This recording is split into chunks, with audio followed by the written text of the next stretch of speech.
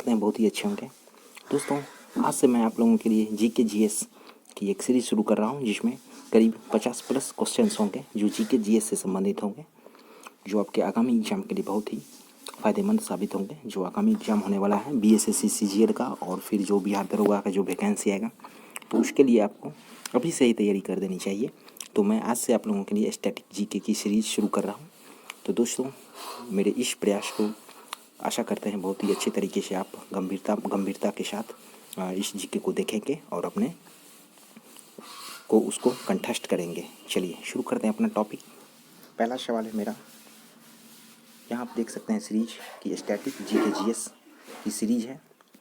बस आपको रिवीजन यहाँ करवाया जा रहा है। चलिए प्रश्न शुरू करते हैं। सबसे पहला प्रश्न है कि इन्वेस्टर प्रोटेक्शन फंड किसने स्थापित किया है? तो इसका आंसर है सेबी ने, यानी इन्वेस्टर प्रोटेक्शन फंड सेबी ने स्थापित किया है।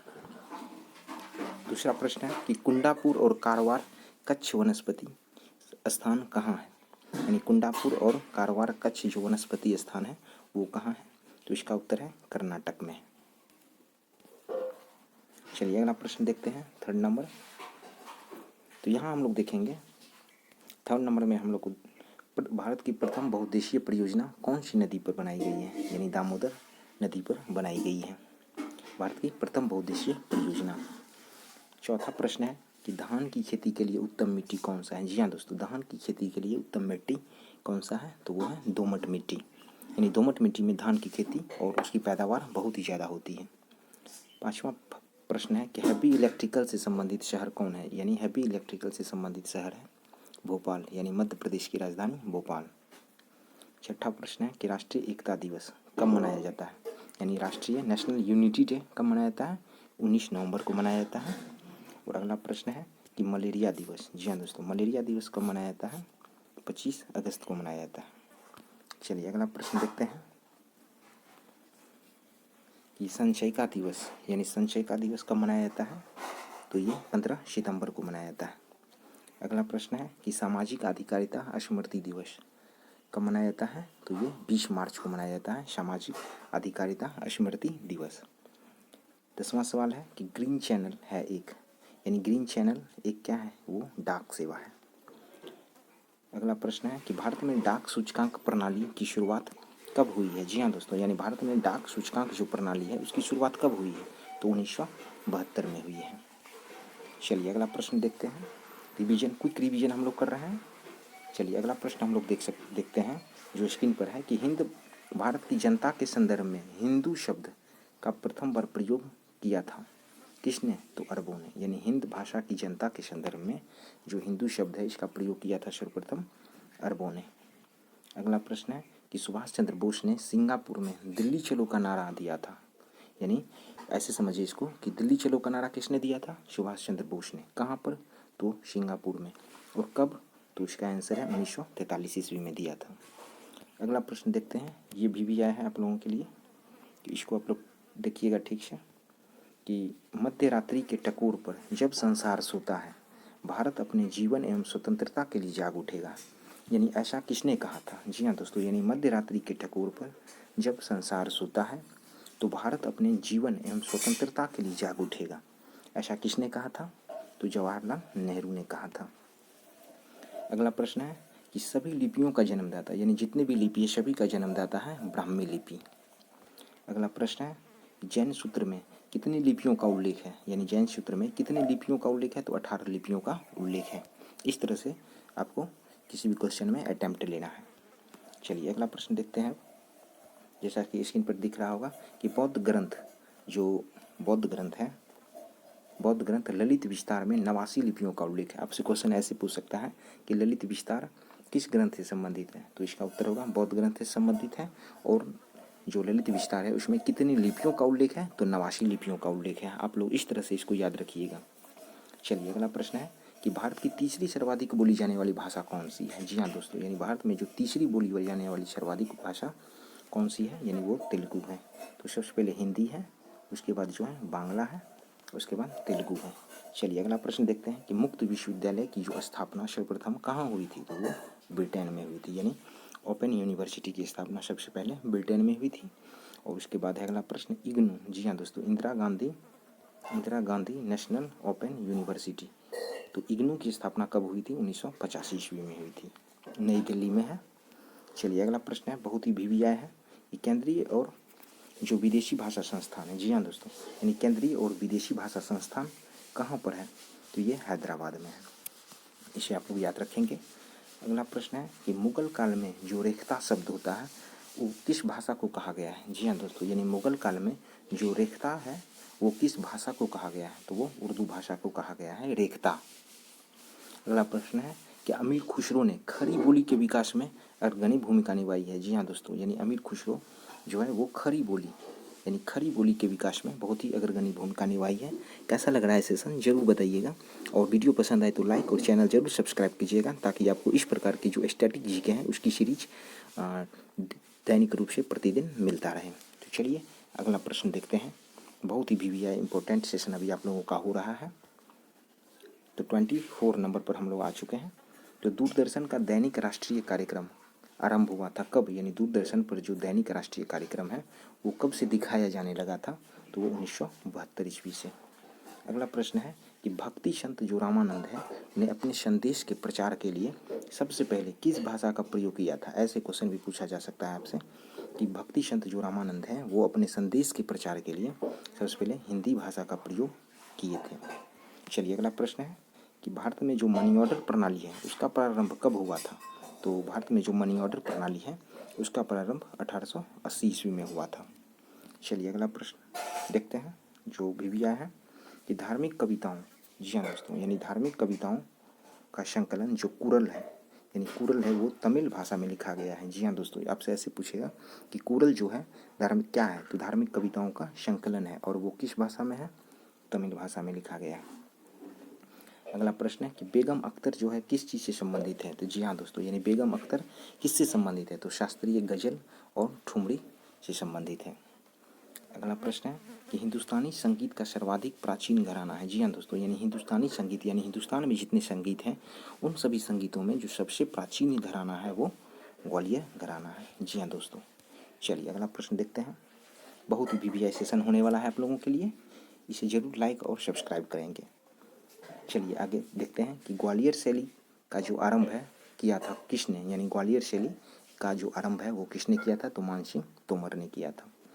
31 नंबर सवाल है कि पांडवानी जो शैली है वो संबंधित है यानी किससे? यानी तीजनबाई और ऋतु वर्मा, इन दोनों पांडवानी शैली से संबंधित है।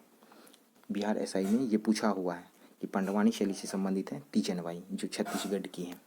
चलिए अगला प्रश्न है कि प्रसिद्ध जो मीनाकारी थेवा कला का संबंध है किससे? यानी प्रसिद्ध जो मीनाकारी थेवा कला है वो प्रतापगढ़ यानी राजस्थान में जो प्रतापगढ़ है उससे संबंधित है।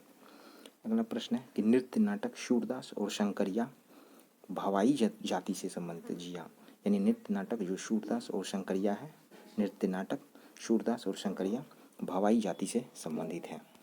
अगला प्रश्न है जो बहुत ही इंपॉर्टेंट है आपके लिए 34 नंबर, हम लोग 34 नंबर पर आ चुके हैं कि विद्या से संबंधित नृत्य है। जी हाँ दोस्तों, यानी विद्या से संबंधित नृत्य है चाचरी, बिहू, झूमर। छबीली लोक नृत्य है किस स्टेट की? तो ये छबीली लोक नृत्य जो है वो हिमाचल प्रदेश की लोक नृत्य है। 36 नंबर है कि इकोसिस्टम शब्द का प्रयोग सबसे पहले किसने किया था? जी हाँ, इकोसिस्टम शब्द का सबसे पहले प्रयोग किया था एजी टांसले ने।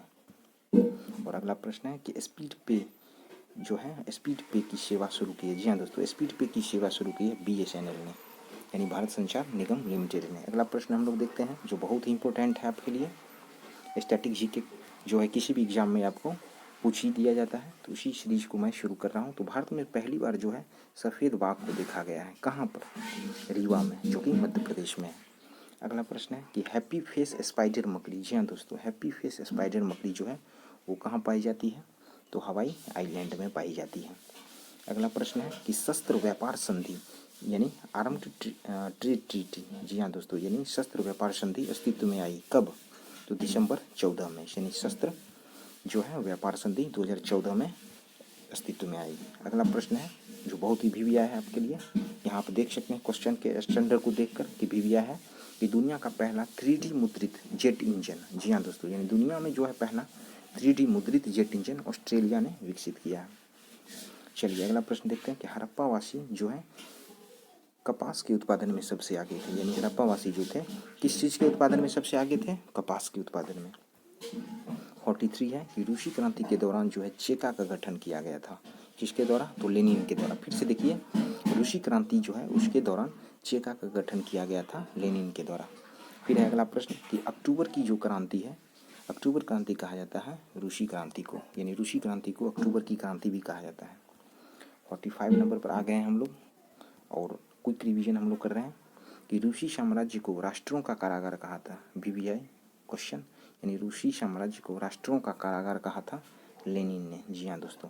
और 46 यहाँ है कि इटली के एकीकरण का पैगंबर मैजनी को कहा जाता है। जी हाँ दोस्तों, यानी इटली में जो है एकीकरण का पैगंबर मैजनी को कहा जाता है। और 47 नंबर यहाँ है कि यूनाइटेड किंगडम में शामिल देश है, यानी यूनाइटेड किंगडम में कितने देश शामिल हैं? तो यहाँ आप देख सकते हैं 4 है। चारों के नाम इस प्रकार हैं: इंग्लैंड, उत्तरी आयरलैंड, स्कॉटलैंड और वेल्स। चलिए अगला प्रश्न देखते हैं कि पुलिस स्मृति दिवस यानी कब मनाया जाता है? 21 अक्टूबर को मनाया जाता है। पुलिस स्मृति दिवस 21 अक्टूबर को मनाया जाता है। 49 नंबर हम लोग प्रश्न देखते हैं, गुरु गोविंद सिंह का जन्म दिवस कब है? तो 21 जनवरी को मनाया जाता है। जी हाँ दोस्तों, गुरु गोविंद सिंह का जन्म दिवस जो है 21 जनवरी को मनाया जाता है। अगला प्रश्न है कि महिला दिवस 13 फरवरी को मनाया जाता है और सरोजिनी नायडू जी के जन्म दिवस के रूप में मनाया जाता है महिला दिवस को। 51 है कि राष्ट्रीय पक्षी दिवस कब मनाया जाता है? यानी ये 12 नवंबर को मनाया जाता है। फिर 52 है प्रश्न कि केंद्रीय भारतीय भाषा संस्थान कहाँ है? मैसूर में। केंद्रीय भारतीय भाषा संस्थान कहाँ है?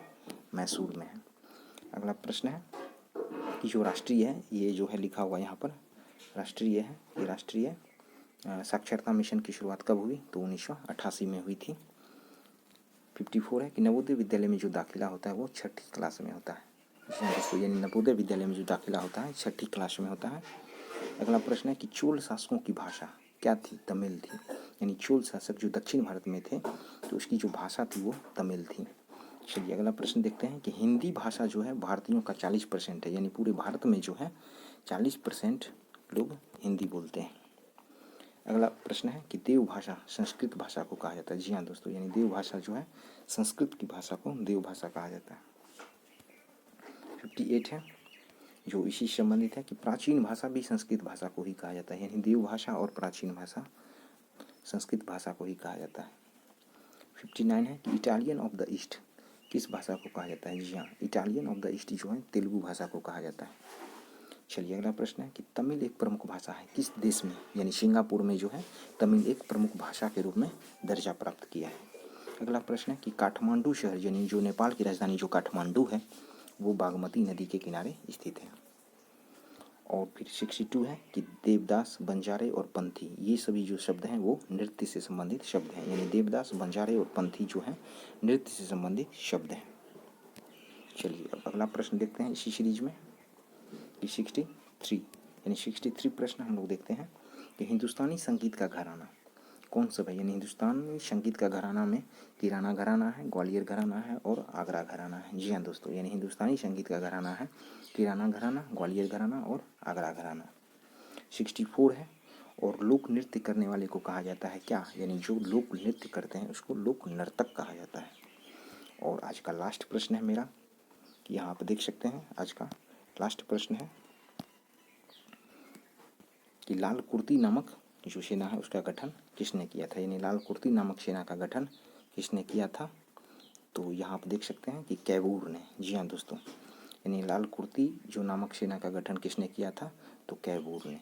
तो कैसा लगा सेशन आज का ज़रूर बताइएगा, और वीडियो अगर पसंद आए तो इसे लाइक भी करेंगे और सब्सक्राइब भी करेंगे, ताकि आपको इस प्रकार के जो BSSC का जो आगे CGL का जो एग्ज़ाम होने वाला है या जो बिहार SI का एग्ज़ाम होने वाला है उसके लिए स्टैटिक GK के रूप में बहुत ही फ़ायदेमंद साबित होगा।